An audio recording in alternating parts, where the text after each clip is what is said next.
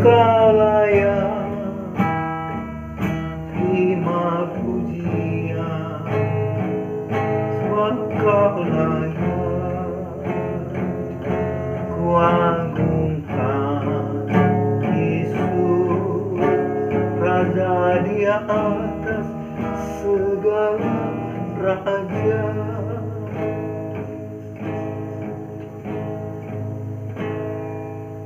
Terima kasih Tuhan Yesus, Engkaulah Allah yang kami sembah dan agungkan, karena Engkau hidup, karena Engkau berkuasa, karena Engkau telah menyatakan dirimu menjadi seperti manusia, menjadi manusia dengan perangai ilahi, menjadi manusia dengan perangai Allah yang sempurna.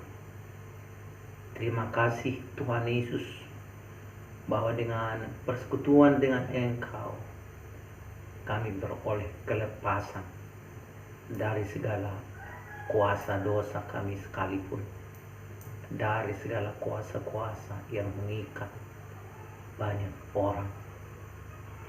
Kami berterima kasih karena Yesus hidup, karena Yesus berkuasa. Hari ini, saat ini, mungkin ada beberapa orang yang sedang membutuhkan Engkau, yang sedang tidak bisa melihat Tuhan Yesus melalui agama, yang sedang tidak bisa melihat Tuhan Yesus melalui gereja-gereja. Tetapi kami hari ini, biarlah Tuhan izinkan boleh melihat Yesus dengan roh-Mu sendiri, dengan Engkau menjamah setiap kali yang mendengarkan dan bersekutu di dalam video audio ini, dengan kami mengandalkan kemurahan Tuhan Yesus, kasih sayang Tuhan Yesus, pengampunan Tuhan Yesus, beserta kasih-Mu yang besar itu, di mana di Golgota Engkau mati bagi kami, menggenapi tuntutan hukum, di mana kami seharusnya binasa. Terima kasih Tuhan Yesus. Kami naikkan segala pujian dan syukur kepada Engkau atas semua kebaikan-Mu. Haleluya. Amin. Matius pasal 1 ayat 18. Beginilah kisah tentang kelahiran Yesus Kristus. Ibunya, yaitu Maria, bertunangan dengan Yusuf.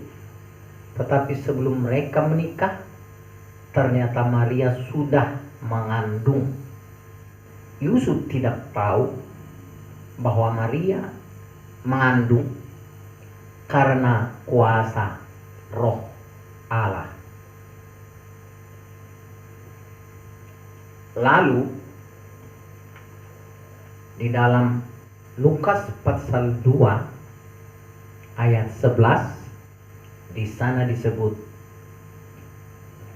hari ini di kota Daud telah lahir bagimu juru selamat, yaitu Kristus Tuhan. Saudara-saudara, apa berita utama yang bisa kita mengerti dan bisa kita alami dan bisa kita ambil sebagai bagian penting dari iman orang Kristen? Ada banyak pengajaran-pengajaran yang sangat tidak menarik, karena membuat Injil ini seolah-olah hanya sebuah berita biasa, berita yang tradisional. Berita utama dari Injil adalah di mana Allah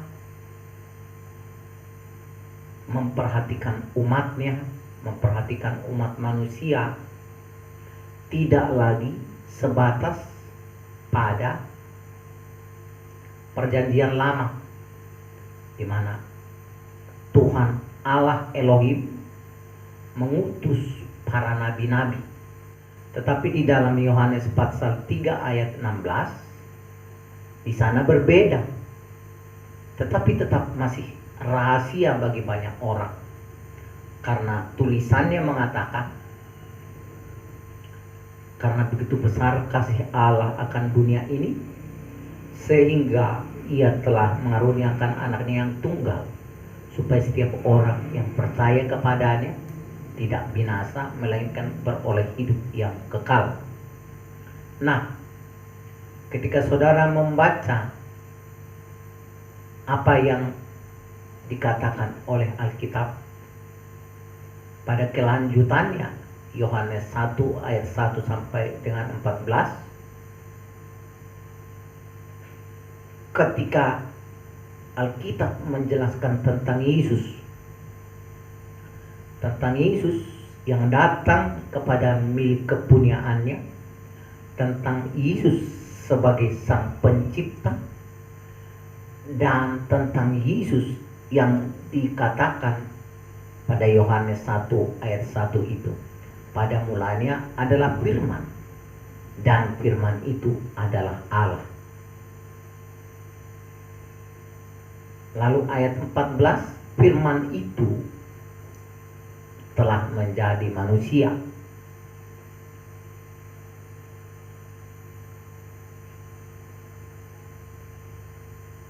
Ada yang mengajarkan bahwa ayat 14, firman yang menjadi manusia itu bukanlah firman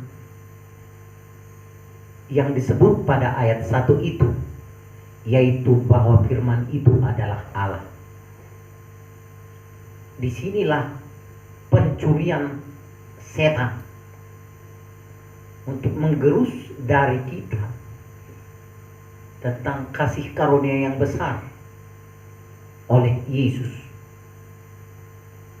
Saudara-saudara, ketika Yesus bukanlah firman, dan firman yang bukan Allah, itu artinya Yesus yang saudara terima bukanlah Yesus di dalam Yohanes pasal 1 ayat 1, yaitu bahwa firman itu adalah Allah.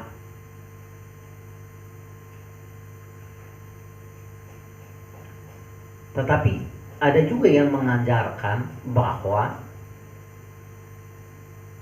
firman yang adalah Yesus itu adalah berbeda dengan firman pada Yohanes 1 ayat 1 itu, menyebabkan kepada kita terpecahnya firman itu.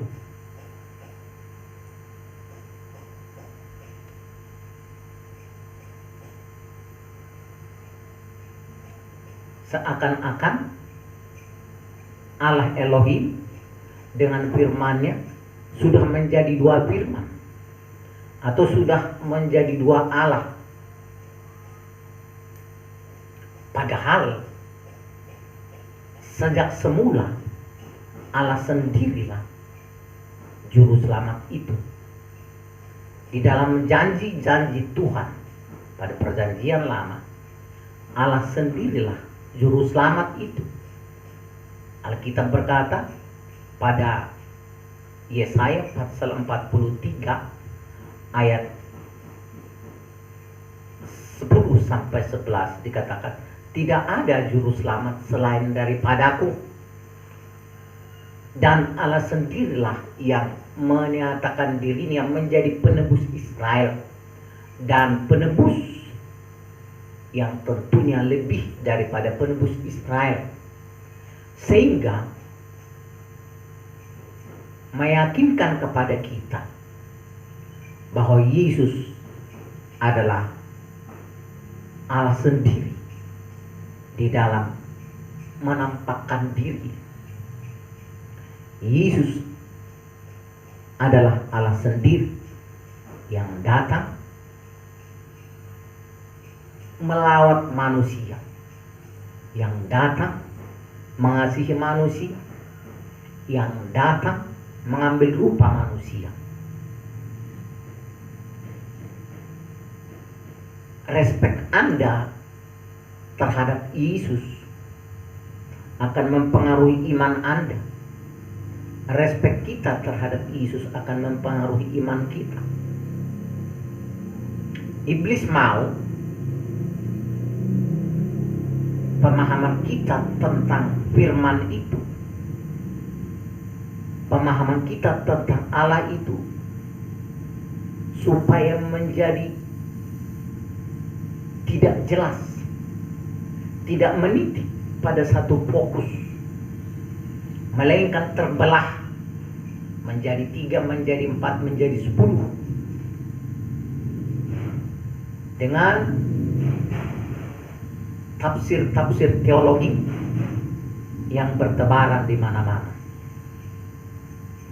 Saudara-saudara, banyak sekali kita melihat penampilan-penampilan gereja, penampilan-penampilan dari gedung, penampilan-penampilan yang dinamakan gereja, yang dinamakan agama, yang dinamakan pemberitaan Injil, tetapi beritanya adalah berita tentang Yesus separuh badan. Beritanya adalah berita tentang Yesus yang merupakan the second God, bahwa Yesus itu terpisah dari Allah. Lalu Pak Pendeta, bagaimana dengan Yesus yang berdoa kepada Allah?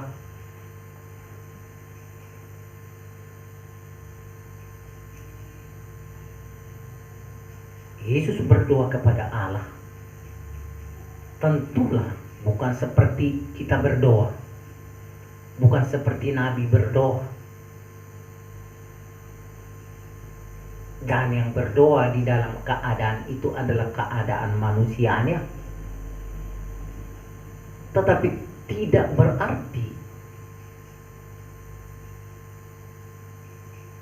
bahwa Yesus itu terpisah dari Allah itu.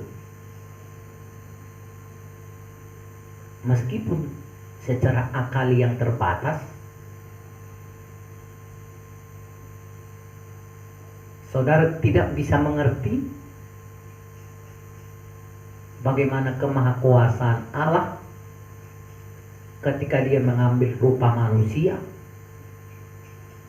dan menjadi manusia setara dengan Allah.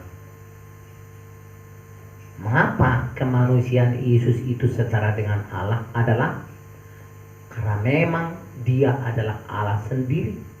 Di dalam Kolose pasal 2 ayat 6 sampai 7.